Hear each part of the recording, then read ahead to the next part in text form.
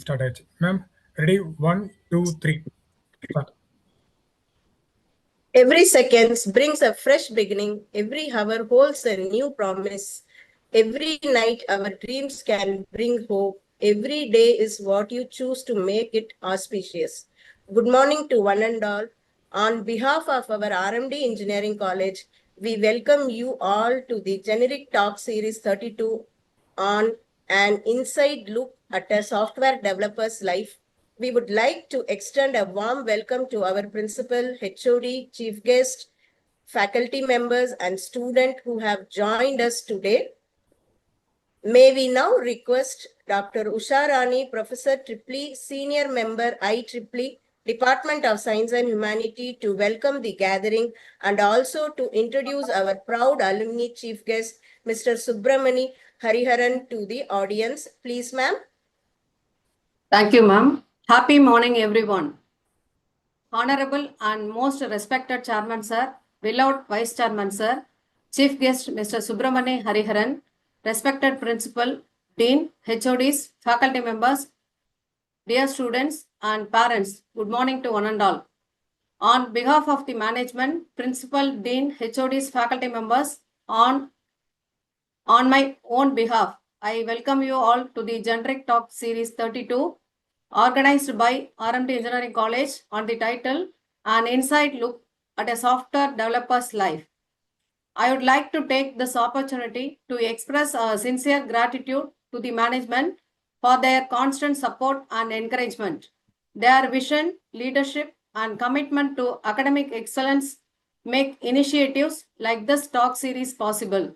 We are truly thankful for their guidance and continued support. It is my privilege to extend a welcome to our chief guest, Mr. Subramani Hariharan, Software Development Engineer, Zoho Corporation, Chennai, who has graciously accepted our invitation to share the valuable insights. I am very proud to say he is one of my best students, alumni, R.M.D. Triple Batch 2013-17. Secured Anna University 4th rank in undergraduate and received Best Outgoing Student Award in the year 2017 passed out batch. I would like to introduce the chief guest, Mr. Subramani Hariharan. He is a software developer with over 9 years of experience, specializing in Java, MySQL, cybersecurity, building scalable platform features for finance domain applications. Experienced in designing customizable frameworks that allow customers to adopt applications to their specific business needs with a strong focus on performance, reliability, and secure development practices. Hands-on experience with distributed systems using technologies such as Kafka and Redis. Activity involved in platform and framework development, driving code reusability, modular design, and developer productivity. Strong advocate of data security with active participation in internal cybersecurity hackathons, security presentations, application audits, and disaster recovery switching activities. Currently working closely with a team of 14 engineers, contributing to architect, design, and implementation of both product features and shared frameworks. Focused on mentoring through code reviews and design discussions while driving reusable components that enable faster delivery of new modules. Committed to building scalable, secure, and maintainable systems that support long-term platform growth and engineering efficiency. Wishing you a fruitful session ahead. A very special welcome to our dear students, the heart of our college. Once again, I welcome you all for this event. Thank you. Now I welcome Mr. Subramani Zoho. Kindly take over the sessions, sir. Thank you. Thank you so much, ma'am, for your wonderful welcome note. Yeah, very good morning to one and all who have joined this session. I know it's a bit tough. It's a Sunday morning. It's the month of December, so everything aligned perfectly for the extended 1 hour sleep. But I know you students have decided to sacrifice that sleep and come to attend a session like this for the next 45 minutes to 1 hour. So I really appreciate the effort that you guys want to learn something new out of this session. So it's my responsibility for the next 1 hour to ensure that you get something new out of the session. You will know, by the end of the session, you will know that how this software development works and what are the different phases that a software app goes through before it goes to live. So that is what I'm going to speak about for the next 45 to minutes to 1 hour. I will share my screen. Hope my screen is visible. Yes, sir, it's visible. Yeah, okay. Thank you, ma'am. Thank you for the confirmation. Yeah, as I said, the presentation that I'm going to give all of you today is going to be about from Hello World program, from a simple Hello World program. That's what all our developers' journey starts with, right? Maybe irrespective of the department from which you are today, I hope at this point in time in your college life, you would have compiled a simple Hello World program in any one programming language, right? From simple Hello World that you write today, what is going to be the journey of a developer from a Hello World program to helping the world with the code that you're going to write in a software company, how that code is going to help billions of users, that entire journey, how that journey will be for a developer. I'll be explaining all these things today. Yeah, an inside look at a software developer's day and how the code starts from the development phase to the production. So yeah, before starting, hope all of you would have watched this movie Leo's promo teaser, right? Maybe just a stunning visual where they will show about that chocolate factory and how the chocolate is made from the raw material. I always just enjoy the visual representation of that, and I always draw the parallel line of that process with the software development process. You know what? Like how a chocolate made from a raw material, they will do a lot of molding, melting it, molding it, shaping it, and finally produce a consumable product to the consumers, right? In a similar case, you also know about how these, what are the things that you see in your house goes through all these things, like say for example a wooden cart or a wooden cupboard in your house, or even assembled PC set. All these things starts from a raw material. This raw material is put together, molded, welded, and finally you will be getting a final product which is consumable for the users, right? We always see the background of hardware. When whatever you use day to day, you can always visualize what happens behind this final product. There is a process, how that process evolved and how this product arrived at your hand. You have a clear idea about this, right, when it comes to hardware. But when it comes to software, we always skip this part, okay? So I'm pretty sure that all of you will be using around like 4 to 5 mobile apps or even websites every single day in your life, right? Say WhatsApp or Facebook or YouTube, whatever it is. So you only know the UI, you only know the software, how it works, but you never know the scenes behind that. You never know what the developer goes through in developing the entire software thing, right? How it start from the raw idea, how the code is built, how many members, how many teams will work together for building a software. So I wanted to explain all those things. One more reason for explaining, taking this as a topic is when man called and told me that I have to take a presentation for the students through this generic talk series. The first few things that came to my mind were like cybersecurity or AI or database design. All these things came to my mind, and I just generally went through the list of presentations that went in the generic talk series in the last 1 year. My most of the presentation topics aligned with my idea, because the previous presenters gave presentations about AI and machine learning, all those things. Okay, so just I had one thought in my mind, because this presentation is not the target audience of this particular presentation is not just computer science students or people with computer science background, or even not specific to final year students. I hope most of you join here or from various streams. Some of you may be from civil, some of you may be from mechanical, and a few of you will be from computer science background. So I wanted to be more specific in this thing. So I did not want to take any advanced topic or AI. So what I wanted is, I just wanted to ensure at the end of this session, each one of you who join here will take something new from this today's sessions. Okay, so say for example, I can say that when this session completes today, when someone comes and asks how this FB works, how the developers in Facebook work together to build an application like Facebook, you should be able to in a position to answer that question. So that is the goal of my presentation today. So this is going to be an agenda: what a software developer does to build a software, architects of digital horizon. So what are the different teams that involves in a software development, and what they do, what are the roles and responsibilities of those different teams, and what is client and server in an application. So that is a two different classifications of developers classified by the kind of work they do, that is client and server. I will explain about what is client development and server development. And when it comes to server, it has multiple layers. Okay, so that is server-side architecture. I will explain about that. And you would have known this term cloud by this time, right? So I will explain what is cloud and what is the difference between an on-premise software and a cloud. What are the advantages of using a cloud software? So when I speak about cloud, I have to speak about these two important topics again: multi-tenancy and authentication. How the data is stored in cloud database, and how the users are authenticated to view that data. The next one is development. So how a software developer gets the requirement and starts the development process. What are the things that he considers while developing a feature or an application, and what are the tools that he used for the software development. Tools comes under the topics like version control system, CA, CD, how the developer code is deployed to production as deployment. So how a software developer always keep an eye on security and privacy of his code, so that his customers' data is always kept safe. So this is how this presentation is going to pan out in the next 45 minutes. Okay. So as I said, what a software developer do, similar to an hardware or a machine that starts from a raw material and molded as a perfect machine towards the end. Every software application like Facebook or YouTube, or even a single feature in this Facebook, starts with a raw idea. This idea is generated either from an customer or from your client. So when an idea is generated, that idea is thoroughly we thoroughly go through that idea, and we'll see if we can materialize that particular idea into an working software. So once we decide that, we convert that into a code. So code is, it's not like a single developer programming in a single machine like you do now. You I hope you people would have you done the programming in your computer labs or in your machine using Java or Python.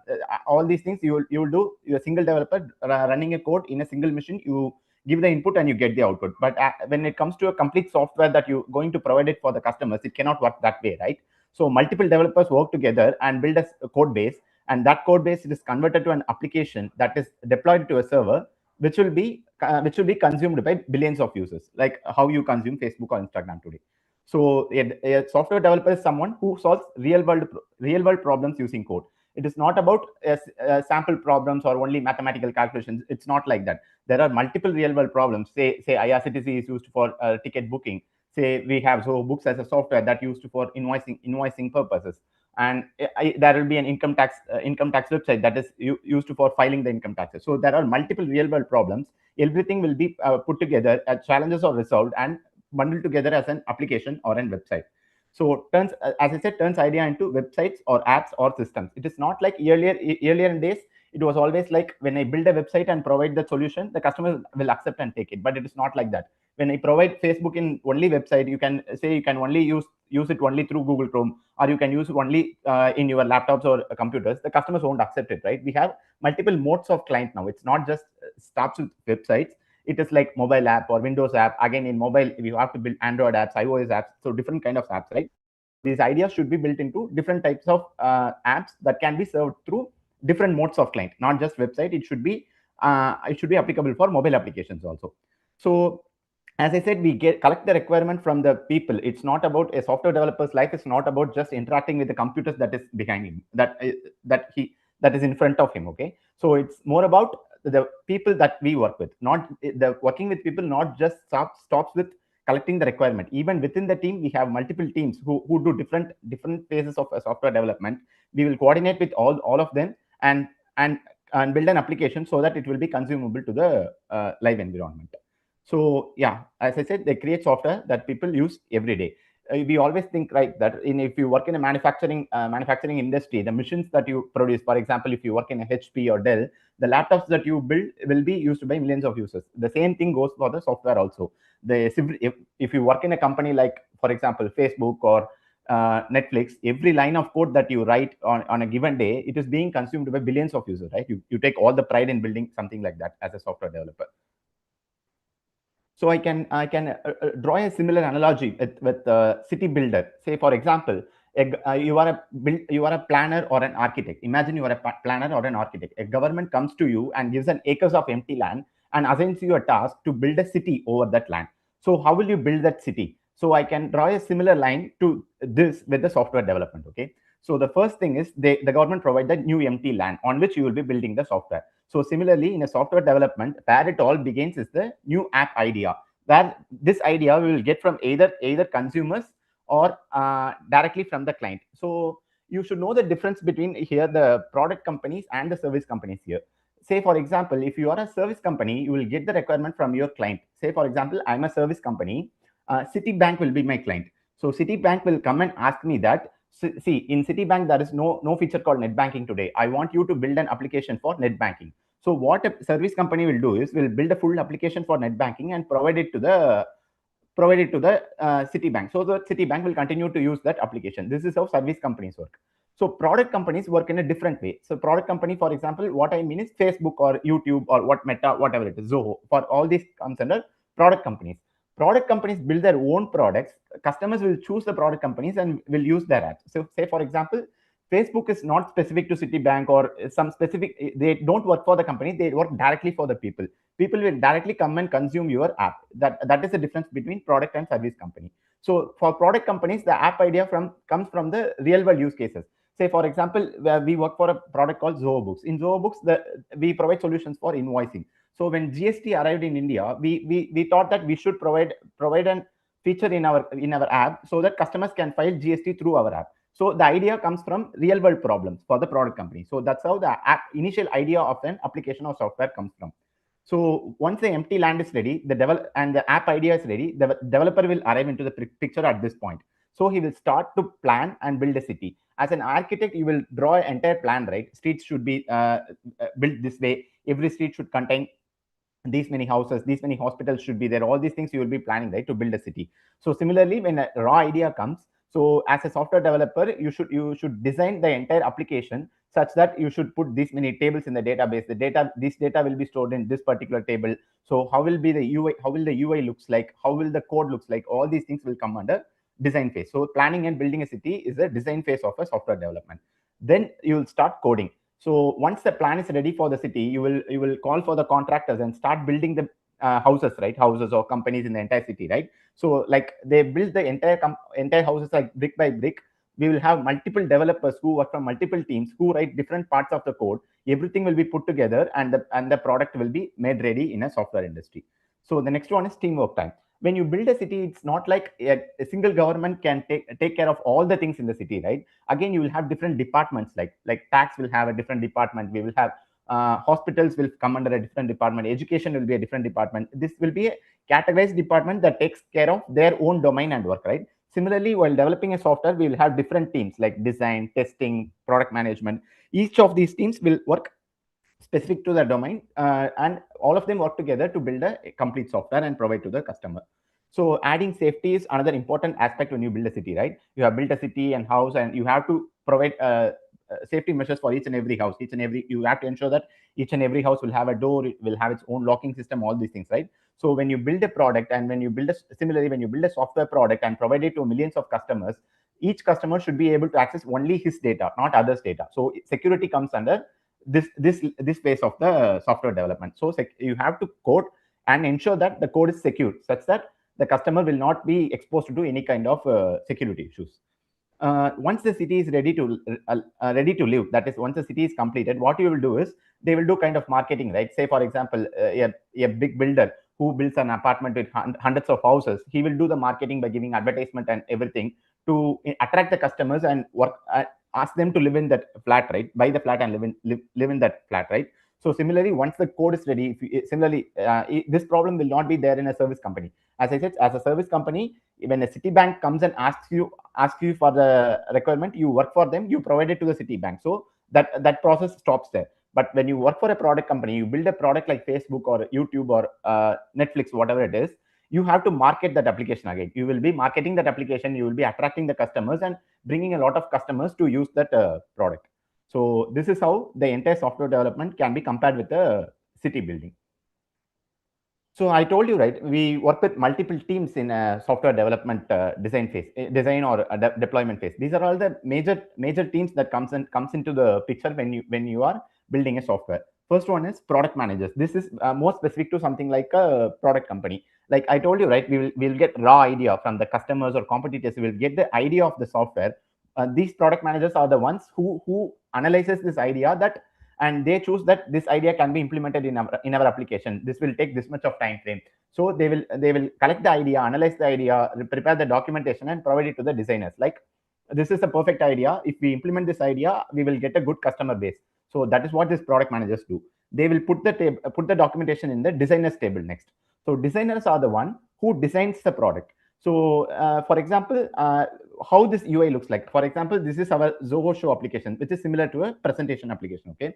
So file button should be placed here, edit button should be placed here. All these things, these are all the things that is decided by the designers. The designers will say, this is how the design will look like, the UI will look like. So once the designers completed the design, they will forward this to a developer. Okay. Once the design is completed, the template will be ready. Developers will start programming to to bring the life to that particular ideas, that template. Okay. That template will be converted into a usable UI with the help of programming by the developers. So as I said, development involves two major domains. One is server development, next one is client development. I will come back to these two particular topics again in this presentation. So next one, once the coding part or programming part is ready, again this is moved to a testers. It can be a manual testing or automation testing, whatever it is. So as I said, when the manufacturer builds some hardware, he will test, right, whether it runs properly. If I build a laptop, I'll say I will test if it works properly, right? So similarly, when I make a feature or when I make a complete application in software, it undergoes multiple levels of testing before it reaches the customers. So testers will take care of that part. Next one is DevOps. DevOps is something that now the code is ready. The developer's responsibility is over now. He has provided a working code. How are you going to move this working code to the customers? So you have to move this code to the production servers, and from the production servers only, end customers can consume that application. Okay. So how this is going to be moved from the development stage to the end customer by putting that code in the server, and they will maintain that server and all. So like there shouldn't be any downtime. Say for example, if FB is down, we will be asking questions, right? Like it cannot be down for 5 minutes or 10 minutes. There will be a lot of queries, right? So to maintain the server always up, or in case of any issues with the server, they will pitch in. These DevOps will pitch in and solve those issues. So that is the responsibility of DevOps. And the sales and marketers is similar to what I told before. So once you work in a product company like this, once the product is ready, you have to sell this product, like I told you with an apartment or flat example. So once it is ready, sales and marketers will pitch in and market this product so that customers will get the visibility about this product. And once the customers start using the product, then comes the role of the support people in our team.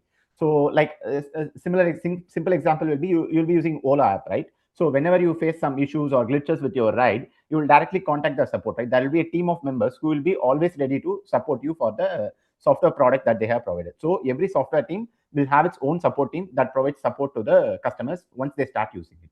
So these are all the major teams that involve in a software development.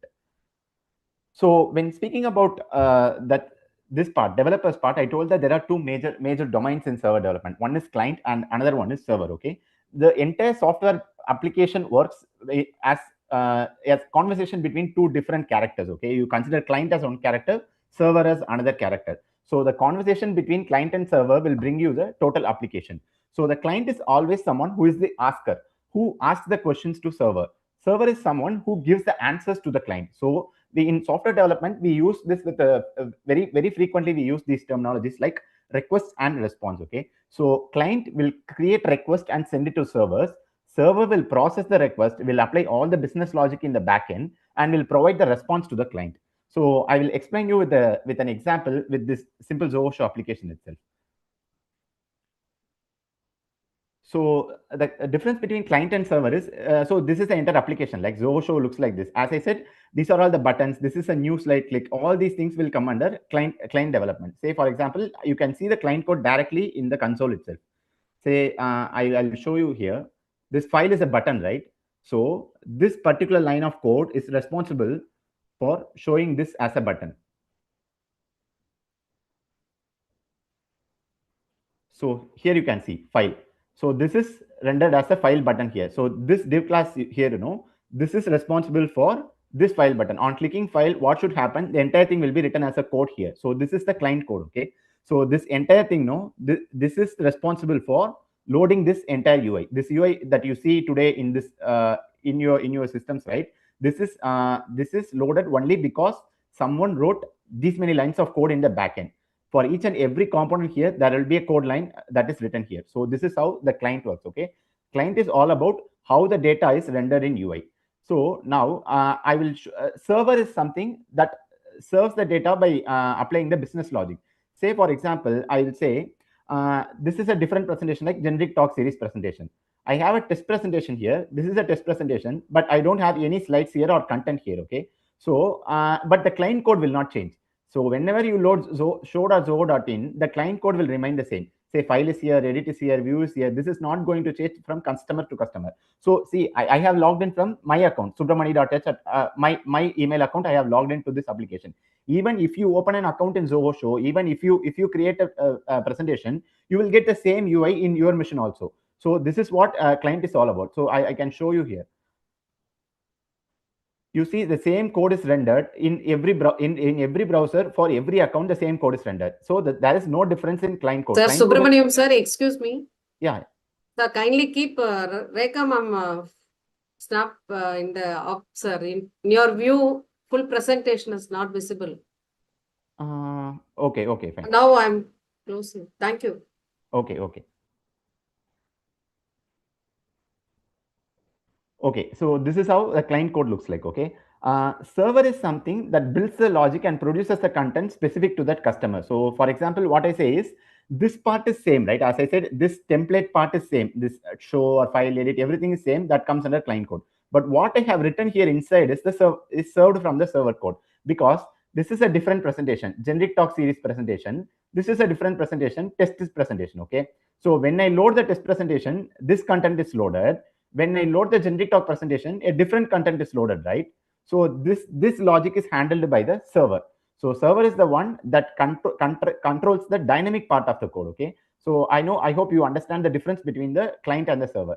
Server is the one that saves. So when I saved this presentation, this entire content will be saved in the database of Zoho Show. So when I load this presentation and give, client will request for that request from the server, like give me the content of generic talk series presentation. I'll show you with that example also now.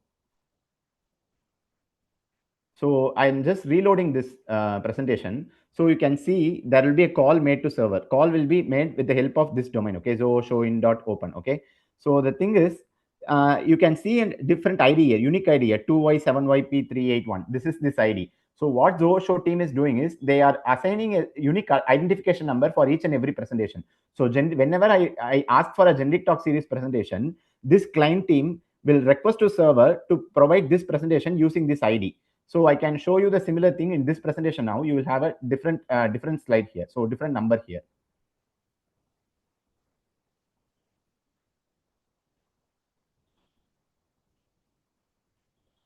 So when I refresh this site, again, there is a ID will be called, but if you can see the difference, it ends with A2CD, okay? But this presentation ends with 3C1. So two different presentations will have two unique identifiers. This is the ID. So what will this client will do is this client will ask the server to provide the content of this presentation using this ID. So what server development will do is they will search for this ID in the database, and once the this presentation is already saved in the database, right? I have saved this presentation, so this will be already saved in the database. So with this ID, server will fetch the data from the database and provide it to the client. Say for example, in this response, you will have the entire presentation. Actually, I'll again refresh this. In this response, you will have the entire presentation, but it is not like you cannot directly render this entire presentation to the end user directly, because it is not in an understandable format, like right. So this particular language is understandable only between this client and the backend server. Okay, so customers cannot understand this language.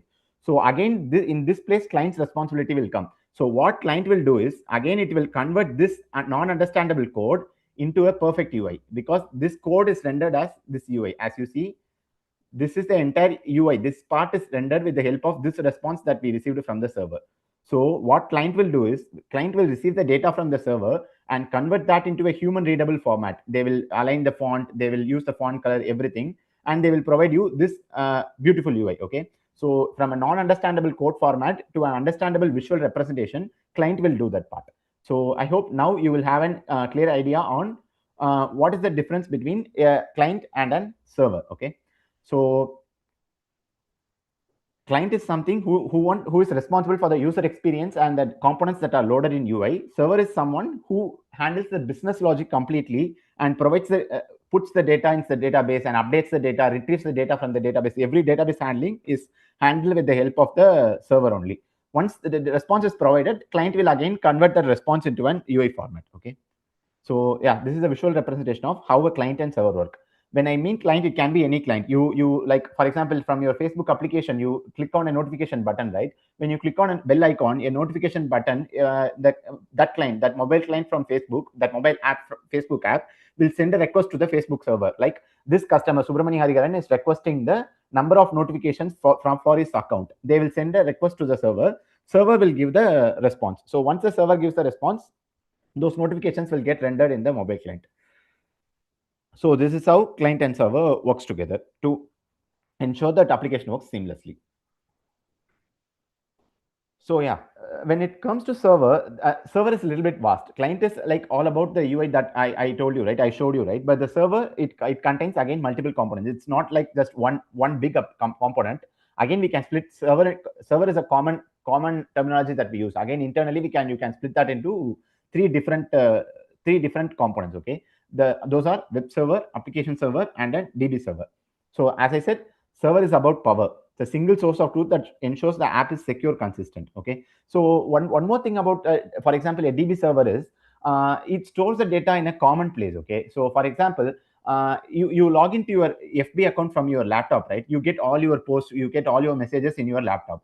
Again, at the moment you close the laptop and open in your mobile app, again you need not go and add the data every time, right? Everything is available ready in your mobile app also. So from this, what you can understand is the data is not stored in your laptop. Whatever you write in Facebook or whatever you post in Facebook, whatever message you send in WhatsApp, this data is not stored in your mobile or your laptop. They are not specific to your device. It is not device specific. Okay. All these things is stored in a common place called cloud. That's where cloud comes into place. I will explain about cloud in a couple of slides later in this presentation. Okay. So that is where the server comes into play. So the server holds the data.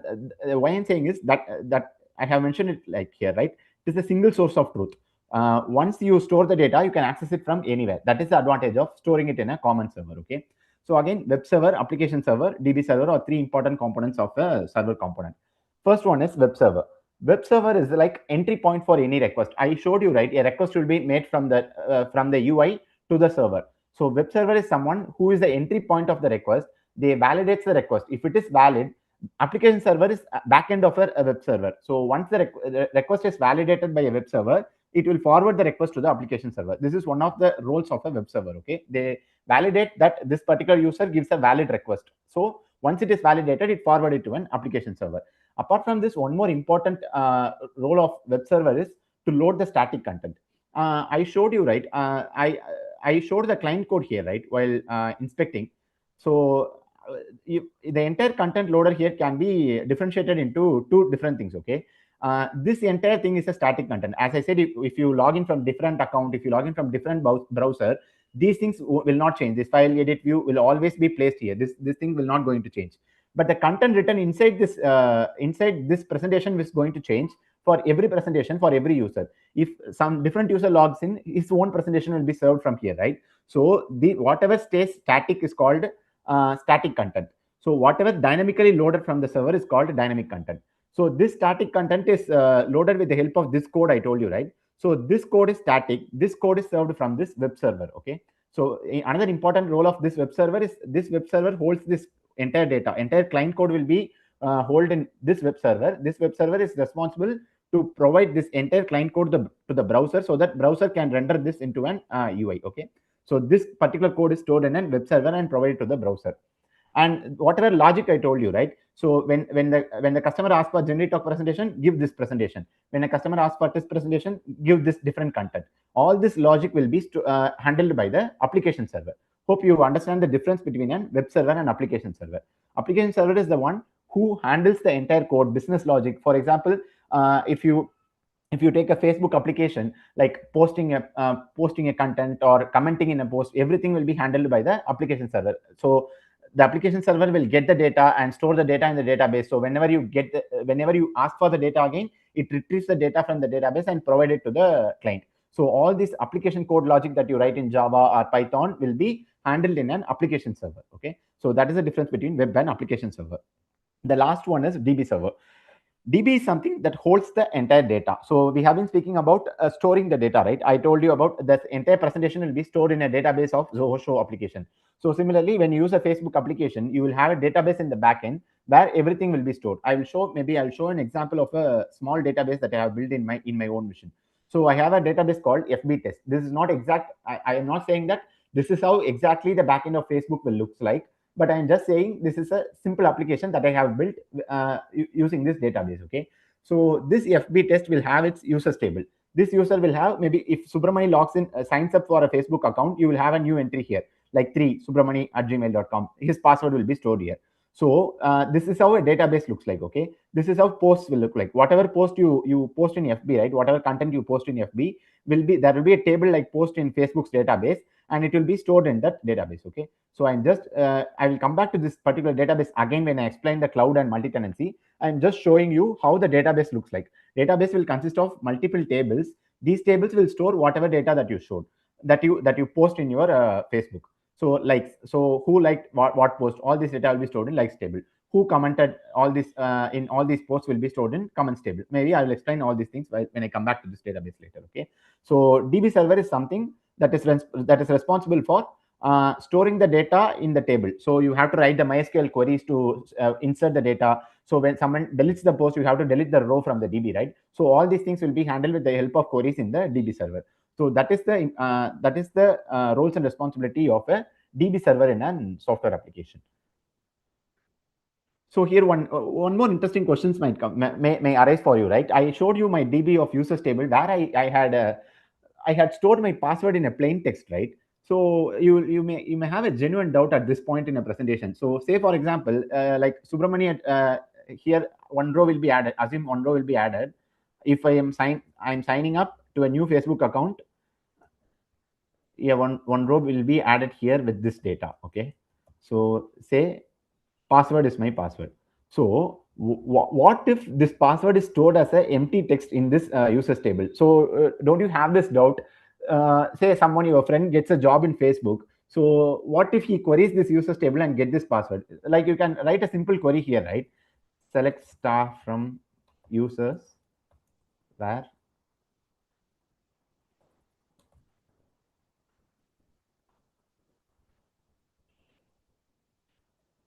so when you write a simple query here, you can get the data of that password here itself. Okay, so what if the friend who works in Facebook directly queries this DB and get your password and he misuses your account? You will have this valid doubt now, right? When I store that password in a common database, there is one possibility, right, of your data getting exposed. So at that time, what they will do is, that's where this encryption comes into place. Okay, so companies like Facebook or any kind of companies will not store these data as a plain text in that DB. Okay, they will encrypt that data and store the encrypted value only in DB. So that plain text will not be stored in DB. You cannot retrieve the plain text directly. When your friend who works in Facebook goes and queries the database, he will not get your password. He will get only encrypted value. So only when you log in, that encrypted value will be decrypted and your password will be compared. So only you have the authority to decrypt the value. Your friend who queries from a Facebook database will not get the plain text. That's how they avoid such kind of data exposure. It's not specific to password. It is specific to all the PII data. They call it personal identifiable information. Like you cannot store Aadhaar or PAN card. All these are some sensitive data, right? Sensitive info. So whenever an application involves this kind of data, they will not store this data in plain text. So if they store in plain text, there is a possibility of that getting exposed. So what they will do is they will encrypt and store in DB so that anyone who works for that company cannot view that data. So this is one more important aspect you have to consider while building a database server. So yeah, I have been speaking about servers for a long time, right? So when it comes to server, again, there is two types of server development happens in a software application. One is monolithic and the next one is microservices. Monolithic is something building one entire big application in a single code base. Say for example, in Facebook, we have, like, I will get a simple example of Facebook comments. Okay, Messenger. Say for example, Messenger. In Messenger, you can send both text messages as well as videos, right? I hope you would have all used any messaging kind of application. So what monolithic will do is, monolithic will have all the code like posting, commenting, user management, notification, messaging, all the code that is written for all the features in the entire application will be stored in a single repository. Say for example, some 1,000 developers working for Facebook, all the 1,000 developers will work will write their code, merge in their code in a single database, and the single database will be converted into an application and will be hosted in a single server. So that single server will host the request of all the requests. Like when you post, request will go to that server. When you comment, the request again will go to the server. When you message, again the request will go to that server. So it is a single deployment of an entire application. They call it monolithic application. If you build an entire application in a single source, then it is called monolithic. Okay. Advantages of this: easy to start. When you have a team of 10 developers, when the number of features is less in your product, you can start with monolithic. It is relatively easier and quick to deploy. Okay. So in the initial stages. So once your number of developers grow in your team, say for example 100 people, 200 people start coding, they cannot code in a single repository every time, right? It delays the process. It delays the process of deployment. It delays everything. At that point, the software companies, what they will do is they will break these services and move into microservices. I will explain you with an example. Okay. So for example, let's concentrate only on the messaging services part. Okay. In a message, as I said, you can post both videos and text messages, right? So, but the difference is text messages can be easily processed, like hi, good morning. This will be directly published and sent to the receiver. But what will happen when you send a video to your friend? That video will be processed in the backend, right? You would have noticed this when you send it, for example, 30 MB video. When you send that through a messenger, it will shrink that video into a 10 MB or 15 MB limit, and then it will send that to the receiver, right? So the processing time that takes for a video message is very much higher when compared to a text message. So imagine now I'm comparing the difference between monolithic and microservice with this example. Imagine I'm having a single server that that handles both video messages and text messages. Okay. So say I am person A. So there is some other person B, and person C is a common person who receives the messages. Okay. Just give me 1 minute. I'll have some water and come back.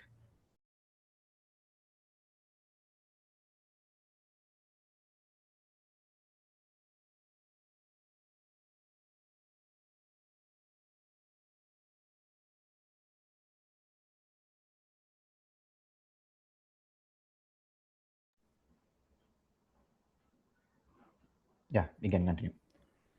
So I was speaking about a messaging service that is hosted as a monolithic application. Imagine a person A sending 20 videos at a time to person C. Imagine person B sending only 2 text messages to person C. Okay. So imagine both these things will be handled in a same monolithic server that processes both video request and the text messages. Okay. What will happen? There's 20 videos should be processed in the backend. Each and every video should be shrinked. All these things happens in an application server. Say for example, it takes 1 second for shrinking that every single video. Okay, it takes almost 20 seconds for the video request to complete. But the person B who sent just a good morning message will have to wait for 20 seconds because everything happens in a single source, because all the source is occupied by the video messages. So the person who came with a single hi or good morning message, even though it takes just some microseconds for the text message to get processed, he cannot be processed because video messages are getting processed in this monolithic, because the system is monolithic. Okay. At this point, what they will do is, so this is unnecessary, right? For someone else sending a video, my message has to wait for 20 seconds to reach the person C. If a messaging application works like this, you won't accept, right? Why should you pay the money and wait for someone to send a video message for my text message to get delivered? So at this point, the product companies or service companies will decide they have to break the monolithic and move into a microservice. What microservice will do is they will have different servers for different features, like different functionalities, I say. Now I told you, right, both video and text messages will be processed in a single service. So what they will do is they will deploy 2 different servers. One server will handle only video request, another server will handle only messaging request. Okay. So at that time, what will happen is when I send a video message, my request will be forwarded to server A. That process only video request. So my request only will get delayed. So that when the person B sends a text message, that will be moved to server B. Server B will not process any kind of videos. So my message will be instantly delivered to person C, because server B is responsible only for processing text messages. This is why microservices is more advantageous when compared to monolithic, when the number of features that you built in your app or number of developers that you have in your app increases. One more major headache that we developers will face when you have a monolithic, right? Imagine we have a team of 100 people. 80 people work for video processing, 20 people work for text message processing. Okay. So when I have it as a monolithic, all the 100 people will have to work together to move a feature to live. Okay. I cannot move different features to live at different point. Say for example, I work for a message processing team. In that, out of 100, I work in the team of 20 who is responsible for processing the text messages. Say I'm introducing a new feature called deleting a text message. That feature is not applicable for video messages. So let's consider this scenario. So if it is a monolithic service, even though it's a simple feature that I want to introduce for messages, if it is monolithic and a common code base, I have to coordinate with all the 80 people and ensure video processing will not affect because of my feature. I have to communicate with those people about my feature. So building a feature and taking a feature to live itself will take a lot of time when the architecture is based on monolithic. So imagine what will happen if it is a microservice. I told you, right? Messaging happens through a separate server. So when it is a separate server, that server will have a code base only that is responsible for text message processing. So from a text messaging team, when I build a feature that is like, say for example, 4-line, 5-line code, I can directly go and make it live in my second server, server B, because I need not worry about the video message processing because that is in a separate server. So once you get the separation, you will have freedom to easily develop and deploy new features. So that is one more advantages of moving to microservices. So that is a major difference between monolithic and microservice architecture. And two more different classification of a server is, one is on-premise application and the another one is cloud application. Here where cloud comes into play. So on-premise software is something like, say for example, in your street corner you will be having a supermarket, right? In that supermarket they will have an billing software, right? When you go, they will bill the whatever items you purchase. They will put a bill and ask you for the money and mark the bill as paid, and will you give you the bill, right? So that supermarket owner may think, may not he need not use the application like Zoho or whatever billing application like Tally or whatever application. He need not use that because whatever he runs is a single supermarket. So he might think, right, I can maintain that data in my computer itself. I need not give this data to a cloud provider like Google or Microsoft or Zoho, who stores this data in a cloud or a common database. So I don't want that. If you don't want that, you can choose to store the data. You can choose to build the entire server in your computer itself. That is called on-premise software. This on-premise software works in a way that whatever I told you, right, the server architecture, app server will be there, DB server will be there, storage will be there. Everything will be built on-premise. That is inside that building. Inside the supermarket, there will be a computer that is called a server. In that computer, everything will be created. Like database will be created, application will be installed. So it is complete responsibility of that particular shop vendor or owner to maintain that server. So that are the advantages that disadvantages mentioned in this slide. Okay. So servers are physically inside your building. Say for example, there is some damage due to flood, that server gets damaged in a sense, that's it, that's gone. The data will be lost. Okay. So those are all the problems that comes when you go for an on-premise software. Okay. One more example will be a school or company that holds the entire students database in their own school, in their own server. They will maintain their own server. Okay. So all these things will come under the bucket of that owner. So he has to buy the machine, he has to buy the computer, RAM, ROM, everything will be every hardware will be purchased by that owner, and he might outsource some developers to build a software. Once the software is built by the developer, they will install the software in that machine and fixes the issues, and everything will be handled within that machine. The data will not go outside that machine.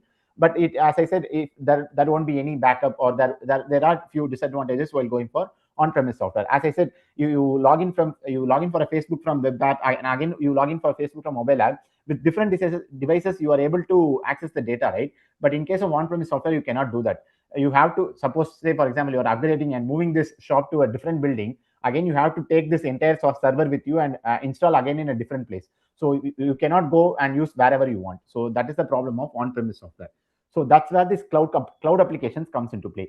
Cloud is something that I don't own the data. I just own that front end application. The entire application server, database server, everything is stored in a common place. Say for example, if you take an example of Zoho, we have a data center in two different places of India, maybe in some big cities like Chennai or Mumbai or Bangalore, wherever it is. That is where we have provisioned that is where we have an entire building that consists of only servers.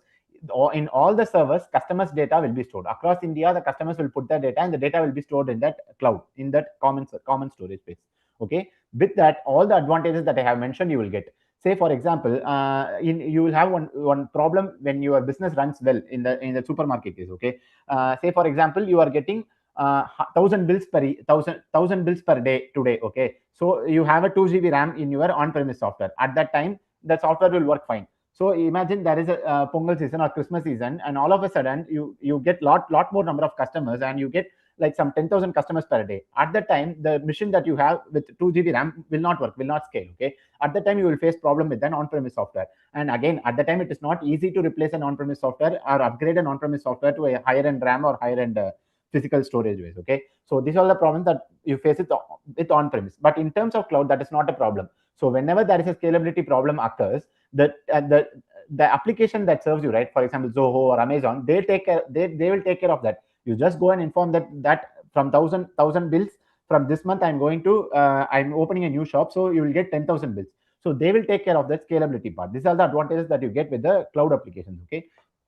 Again, you would have seen this with Gmail storage, right? If you want to store 30 GB data, pay me 100 rupees. If you want to store 60 GB data, pay me 250 rupees. Whatever amount of cloud storage you are using, you can pay and use that. You need not worry about that hardware that is being used in the behind the scenes. Okay, so these things will be taken care by the cloud application. So these are the advantages of cloud application too. So upgrade, everything will be easy in an cloud application. So on premise is something like owning a house. You will be having the full control. Whenever something breaks, you have to fix. Expensive upfront. The setting up of on-premise software is a bit difficult, but these are all the things that can be overcome with an cloud application. As I said, pay as you go. It's like a rental house. If you don't want 60 GB the next month, you can change the subscription to 30 GB. So whatever you use, you get paid for that. You will be get charged for that. Okay. So this, as I said, services included. They will provide you support. They will provide you, like as I said, if any performance issues, they will take care of that. They're easy to move or upgrade. You can move from one place to another place. Still in the new place, you can access the data because the data is stored in a common place called the cloud. As I said, the upgradation of software or hardware is also easy when you move to a cloud-based application. So I have been speaking about cloud for a lot of time now, right? I have been saying that your data will be stored in a common database. So again, a common question may arise for you. Okay, say for example, my person A, Subramani's data is stored in one database, and person B's, the common question you get is, so for example, Facebook have 100 users now. For all the 100 users, will the Facebook provide provision servers? Do you think the Facebook will provision 100 different missions and put the data in different DBs in 100 different machines? No, they cannot do that. They cannot scale that, right? I'm saying in a small numbers like 100. Say for example, Facebook, like billions of users, they cannot buy billions of servers, right? So billions of servers cannot be positioned across different countries. All these things is not possible. So that's where this multi-tenancy comes into place. Okay, so if you think your Facebook's data is stored in an isolated place, in isolated database, that is not true. In any of the products, the data is not stored in an isolated place. It can happen. Say for example, I would say an example. Maybe Indian government comes to Zoho and asks for an application. Okay, you build this application, but my data should not be mingled with the customer's data of Zoho. I want a separate database where my data should be stored. At that time, what a product company like Zoho or Facebook will do is they will charge that customer maybe like some lakhs of rupees for that high-end RAM or high-end ROM. They will provision a separate server for that particular customer because they want highest security and privacy. That customer asks for highest security. So only at that time they will charge the customers and they will provision a separate server for that customer where other customers' data will not be mingled. But in all the other cases, in all the other general cases in product companies, what we will do is they will put all the data of all the customer towards a single database. So I will again show you an example with my DB that I have now here. Okay, so this is a common database. Okay, FB test is a common database for all the users of this FB test application. But there are three users. Subramani is one user, Alai is one user, Bob is one user. So do you think I will create a separate table of posts for Subramani's Subramani post, Bob post, Alai's post? I will create three tables and store posts of all these Facebook posts in separate tables? No, that is not going to happen actually. That will not scale actually. So billion users, I cannot create billion of tables and store the data. Okay, so I will explain this database in a couple of minutes.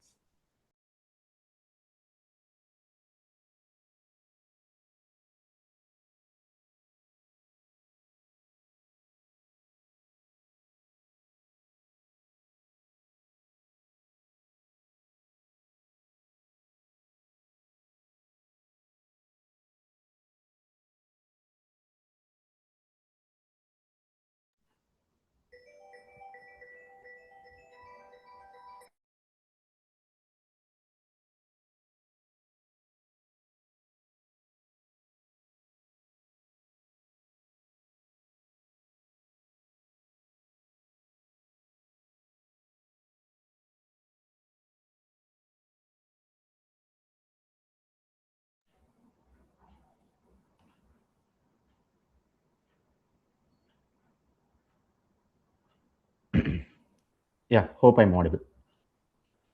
So I'll just show you the database here. This is called multi-tenancy. Okay, I will store the.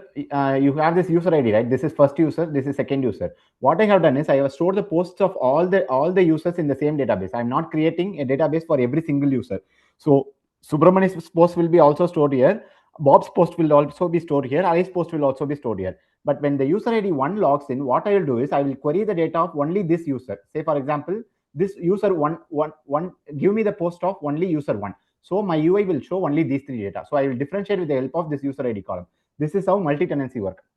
I'll store the data of all the posts in a single table. I will authenticate the user and produce the data with the help of that authentication. So this is how multi-tenancy work in an cloud software. Okay. So authentication is something that identifies that you as a person. Like when Subramani logs in, I will identify that person with the email ID and password, and then gives the green signal to my application server that this password is correct. You can give the data of Subramani to this request. So whenever request is raised, it is always tightly coupled with an authentication mechanism. It can be either with the OTP or username password or whatever it is. Okay. So whenever authentication success only, I can provide the data. So as I said, as I shown you in the DB, whenever a user logs in, they will come to this table and search. So yeah, Subramani logged in, he given the correct password, then goes to the post table and give data only of that user ID. So only these three posts will be shown to the user. This is how multi-tenancy and authentication works together in a cloud application. Okay. So without these two things, cloud cannot work, because I cannot view someone else post or someone else comments, right? That is a security issue. So this is how they segregate the data within a single database, and segregate with the help of authentication and authorization. So yeah, that is a classic example of multi-tenancy and authentication. Multi-tenancy is like a shared resource. So it will have the data of multiple resources in a single space. It is like an apartment. Like every single user will be provided with their own house and own lock and key, right? Own locking mechanism, or that is called authentication mechanism. Everyone will have their own key. While opening the door, only they will have access only to their house, right? This is how similar, exactly how cloud works with multi-tenancy and authentication. When you give the correct password, only your data will be visible to you. So this is where the as I said, once you get the requirements from the product management, you will start developing, right? When you develop the code, these are all the phases that you go through in the first few things. Okay. Requirement analysis. So when you get the requirement analysis, like I said, the example for Citibank net banking example, right? When they give net banking an example, as a developer, you have to analyze the requirement and see whatever things you need for a net banking, like instant money transfer or account statement, and user login. All these things will be part of net banking. So you have to analyze all the requirements and do the documentation for that requirement. Once the documentation is completed, the design phase will come into the place. So as I said, how the UX should look like, how the code design should look like you will have OOPS principle. You have to apply OOPS principles and algorithms, all those things, right? Which algorithm should be used for which feature, all these things will come under code design. Then the DB design. I showed you, like data will be stored in different tables. Posts will have one table, comments will have one table. So all these things will come under DB design. When I'm designing a net banking application, how many tables should I have? What are the queries that I should run in that database? All these things will come under DB design. So when a developer starts the development, he thinks about all these things. Usability. So will the UI looks good for the user? So that comes under usability. So when he clicks, file button should be placed here. That will be useful for him. Like a logout button should be placed inside this bar. So that should be useful for him. That is called usability. Performance. So say, imagine, as I said, Facebook have billions of users. At any point in time, they handle billions of requests. Just saying that as a reason, I cannot slow down the performance, right? I cannot give you the response after 2 minutes for a Facebook post, right? So performance has to be handled by the developer. And the last one is, last but not the least, is security and privacy. These things will be handled by the developers all the way while developing the code. And the next one is version control system. These are the tools that are used by the developers while developing a program. So what is version control system is, if you are a single developer working on a single application, you can write the code and move it to production directly. But as I said, when you work as a team of 100 or team of 1,000, all of them will work for a different code. Say, for example, you are building a calculator application. Okay. So addition will have a separate function, subtraction will have a separate function, division will have a separate function. Say 3 different developers working on 3 different functions. So to make the calculator application live, you have to merge the code of all the 3 developers and move it to live. That's where this version control systems like GitHub, GitLab, and Bitbucket will come into place. So what this do is, this will merge the code of all the developers and put into a single code base, and that will be moved to live. Few more advantages of version control system is, say for example, if there is an issue in division function, okay, you have moved the changes to live, but you come across an issue in division function, you need not remove the entire code, okay, remove the entire code. With the help of version control system, the developer who built the division application would have provided a branch. You can revert only that branch. With that, what will happen is only division function can be removed from the production. Still, addition subtraction can work for the remaining customers. So that is one more advantage of version control system. So it tracks the code, who write what line of code. Say, for example, thousands of users writing in a common code base. If there is an issue occurs, whom should you that issue should be assigned to? So that you can find out with the help of version control system. So in the entire code base, you will come to know that which code is written by which developer can be tracked with the help of a version control system like GitHub or GitLab. So yeah, you have written the code. Hundreds of people written the code. They have merged all the code, and your application is ready to go to live. So how will you make it live? So you give this application to a testing team. They test and ensure that the application is free from bugs. Then they move it to the production. So how the production environment look like is very similar to your development. Whatever change you are doing in your development as a developer will be reflected only in your machine. So when every developer gives that change, it will be put into a code, and that will be given to a team. That team will deploy the entire application in the production. Say, for example, if Facebook is running, they don't have a messaging feature. So the Facebook will keep on running. The messaging feature will be built by the developers. They will merge that messaging feature to existing Facebook application and provide it to the DevOps team. DevOps team will deploy the new code to the server. Once the new code is deployed to the server, the entire user base, the billions of users who are using Facebook, will get the new feature called messaging. Okay, this is how deployment works. All the developers will write their code, will be merged together, will be tested, and will be put into a production server. From the production server, it will serve billions of customers directly. Okay, so this is how deployment works. So whenever I speak about this merging and deployment, nowadays this is being automated, okay, using CI and CD tools. So all these test cases will run automatically. Whenever I merge a code change, that code change should not break my existing code, right? Say example, in a calculator application, I'm writing a new multiplication function. This function should not break the existing addition or subtraction function, right? So instead of manually testing it every time, they have test cases written for our entire application. So whenever a new code is merged, these test cases will be run automatically for the entire application, ensure there is no bug. Once this automated testing is completed, that change will be automatically deployed in the production. So whatever I told as a manual process in deployment side is automated nowadays using CI and CD. Once the code is bug free, the code will be automatically deployed in production so that customers can use the code. So the last but not the least part of this entire process is security and privacy. As I said, especially when you work with a multi-tenant DB like cloud architecture, this security comes as an important aspect. Okay, so as I said, you store multiple persons' data in a single database. So I have to, as a developer, I have to ensure that at any point in time, I should not expose the data of another customer to one other customer. Say when Subramani logs in, that authentication part is really important, and I should expose the data of only Subramani to the logged in user. Okay, I cannot show Bob's or Ali's data to the one who logged in as Subramani. So I have to ensure there aren't any security bugs, or I don't have any open gates for the hackers to hack my application and steal the data. So that is where writing a secure code becomes more important than writing a normal code in a software application. Okay, as I said, these are all the key concepts in security. As I said, you cannot store the password as a plain text. You have to encrypt it and store in the DB. These are all the principles that you follow as an software developer. Like when you log in, you could have seen, right, there will be HTTP or HTTPS here. So when it means HTTPS, this site provides a secure connection. So the data that is transmitted from this request to its server is encrypted and sent to the server. So that is what HTTPS means. So when you build an application, so you have to ensure that it is HTTPS so that the data is secured. So man in the middle cannot pull the data and read the data in plain text. So that's how HTTPS connections will help. As I said, access control is important. Which user access which data is also important. And the last one is privacy. So there's a small difference between security and privacy. So you have collected all this data from the customers, right? So what will happen when I go and delete my Facebook account? Can the Facebook retain my data forever? No, they should not retain my data forever because it's my personal data, right? So all these things will have rules. Say, for example, in Europe countries, it's a strict rule, okay? In Europe countries, whatever data that is being used by the Europe software application should be stored in a database that is in Europe, okay? They cannot store the data in a cloud data center that resides in America or India. The data should be stored in EU. They called it GDPR, okay, in Europe countries.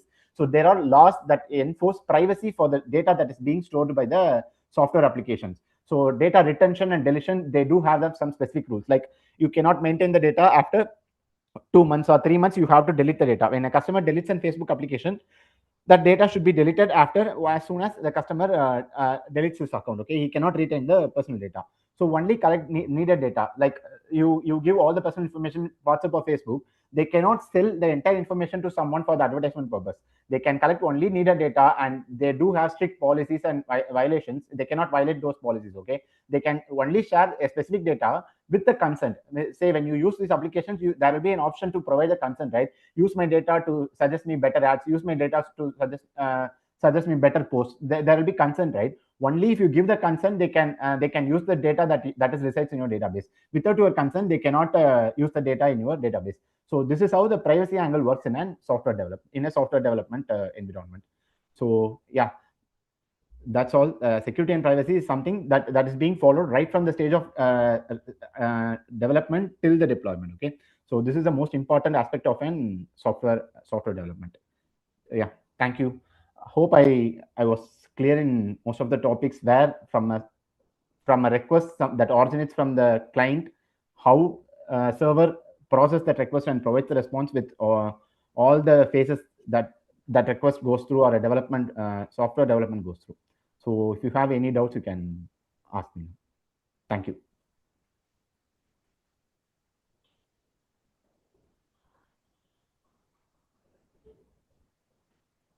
Thank you, sir.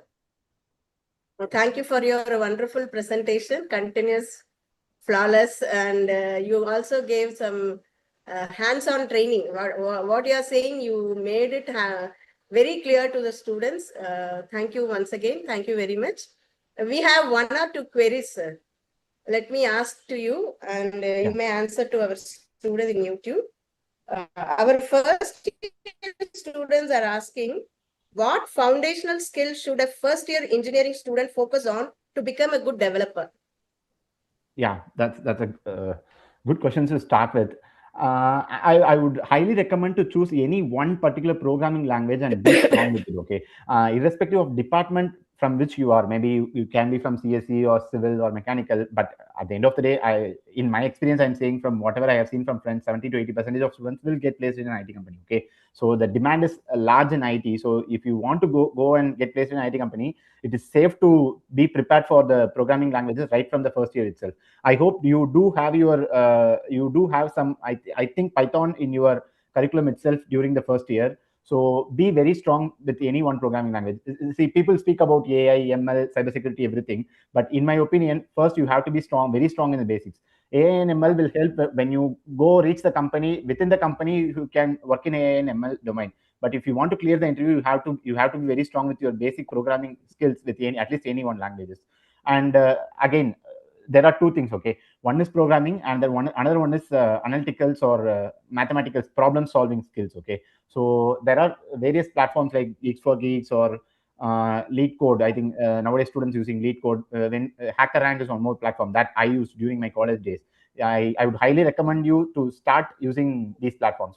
First step, you be strong in problem solving skills. Maybe learn aptitude, and then learn one programming language fundamentally very strong. Be very strong in the programming language.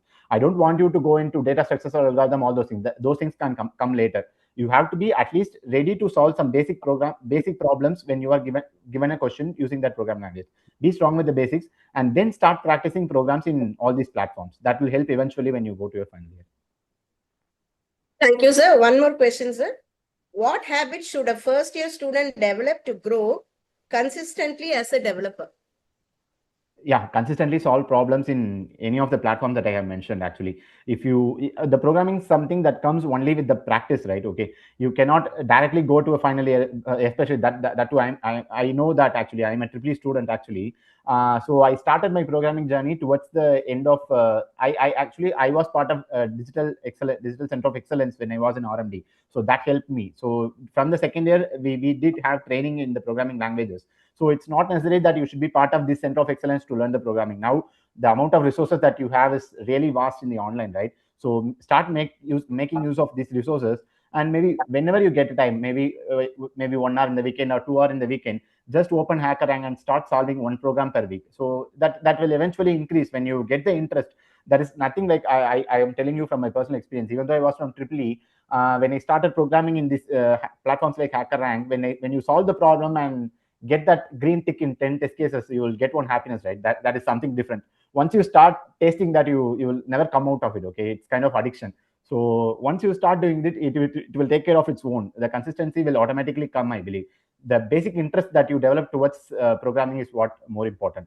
So consistently start solving these problems every week, or maybe you set the target. Every month I will solve like 10 HackerRank programming challenges during my first 2 years. Once you go to third year or final year, then you will have the confidence, like you are very strong in your basic programming, and you will be able to solve these programs. Then you can go to the advanced topic like AI or advanced algorithms and data structures and all. I highly recommend, don't jump into AI right from your first year.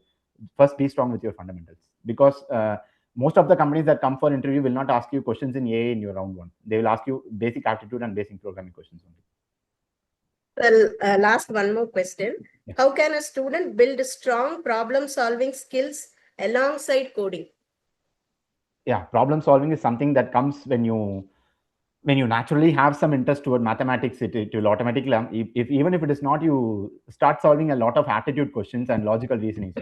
Even if you feel aptitude is a bit boring, but without aptitude you cannot get into any company, that I can say. But you have to be very strong in aptitude, that is secondary. But even at times I would suggest, if you feel boring with aptitude, just switch to logical reasoning. Logical reasoning will be really interesting. Maybe companies like Zoho, they don't highly depend on only aptitude and logical questions. They ask a lot of puzzles kind of questions itself. So all these questions will be already available in the online itself. So when you go and search for Zoho interview questions for the first round, you will be getting all these questions already in the online. Okay, so start solving those aptitude questions. So where the problem solving will improve when you start solving these aptitude questions. Thank you, sir. Gratitude is the most exquisite form of courtesy. We now call upon Dr. Sundara Vadivel, Associate Professor, Department of Science and Humanity, to propose the vote of thanks. Please, sir. Thank you, madam. First of all, I would like to thank our chairman, sir, vice chairman, sir, principal, sir, and HOD madam to create this kind of wonderful platform, the generic talk series, and establish and enrich knowledge sharing between the industry professionals and public, and as well students. I would like to extend my sincere thanks to Mr. Subramani Hariharan of Zoho Corporation, software development engineer, distinguished alumni of R.M.D. Engineering College, for accepting our invitation and rendered his valuable speech in the topic, an inside look at a software developer's life. He have discussed about the various roles in software development, roles of a software engineer, client, server, cloud, and so on, which definitely enlighten the budding minds and people with non-computer background also. And as you told, we have some platforms like Code Tandra, IM New, Skill Rack. All those platforms have been included in our curriculum itself, sir. Thank you. Thank you for your valuable comments. Also, I'd like to thank Dr. Usharani madam for organizing this event in a flawless manner. And I'd like to extend my sincere thanks to Dr. Rekha for comparing, and Dr. Chaudhary for hosting the meeting, and all the faculty of R.M.D. Engineering College and students and parents as well. Thank you, one and all. Thank you, Subramaniam. Thank you so much, ma'am. Even though you are my student, I am treating you as a student. Thanks a lot for committing your time and elaborated your talk. Thank you very much. Always grateful to do for RMK. Thank you, Subramanian. Thank you.